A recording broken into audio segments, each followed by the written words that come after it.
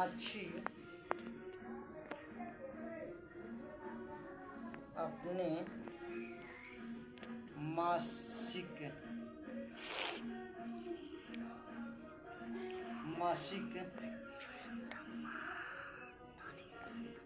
वेतन का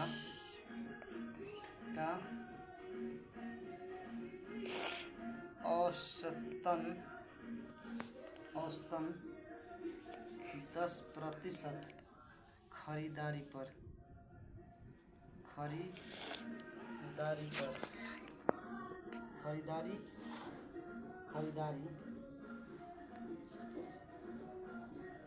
और रेस्तरां वो माल ले जाने पर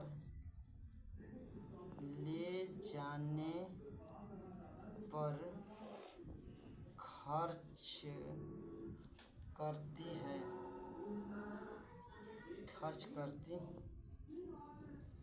करती है शेष 80%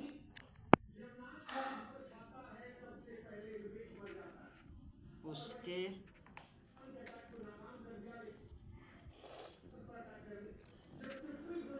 घरेलू खर्चों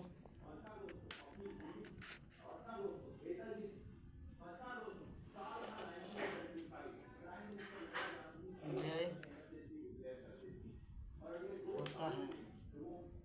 होता है और 10% की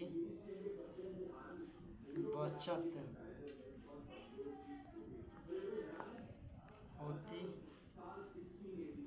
होती है।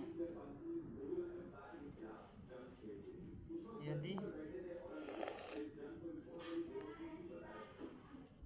मासिक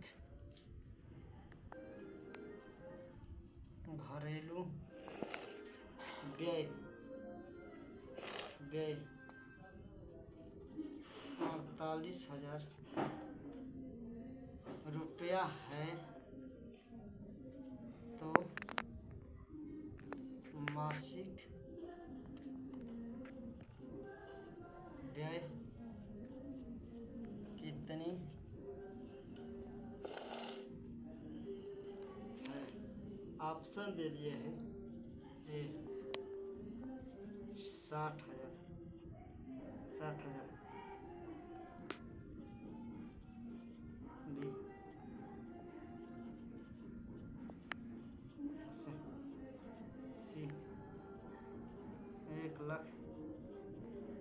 1,20,000 डी ऑप्शन दे दिया है 54,000। अब देखिए इस सवाल को कैसे हल करेंगे। अब यहाँ पे सवाल में क्या है कि आपको घरेलू व्यय दिया है। क्या दिया है? घरेलू व्यय दिया है। तो जब घरेलू व्यय दिया है 48,000 तो आप देखिए कि घरेलू व्यय पे खर्च कितना कर रहे हैं। तो घरेलू व्यय पे खर्च कितना हो रहा है? 80%। तो 80 का भाग दे दीजिए। पूछा है मासिक व्यय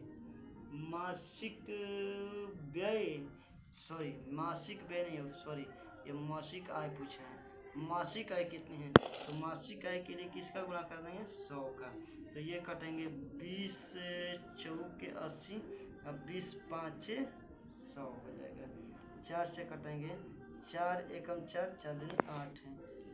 ये 12 इसमें गुणा कर देंगे 12,005 का तो आपका आ जाएगा 12 5 60,000। तो मासिक आय कितनी हो जाएगी? मासिक आय आपका आ जाएगा 60,000 रुपया आ गया। कितना आ गया? 60,000। सवाल लिखने में टाइम लगता है, सवाल हल करने में टाइम नहीं लगता है। आपको बस ये ध्यान देना है कि जो चीज़ दिया है उसी चीज़ का भाग दे देना है। अगर व्यय दिया है तो हमने व्यय का भाग दिया है।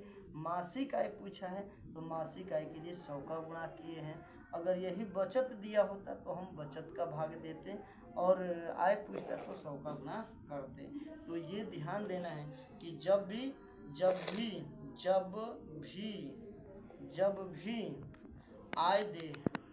आय दे तो आय से भाग देना है।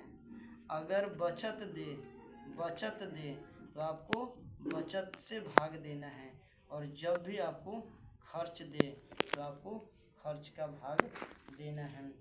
और इसके बाद जो भी पूछे, अगर आय दे के आय दे रहा है, आय दिया है तो आय से भाग देना है, और बचत पूछे तो बचत का गुणा करना है।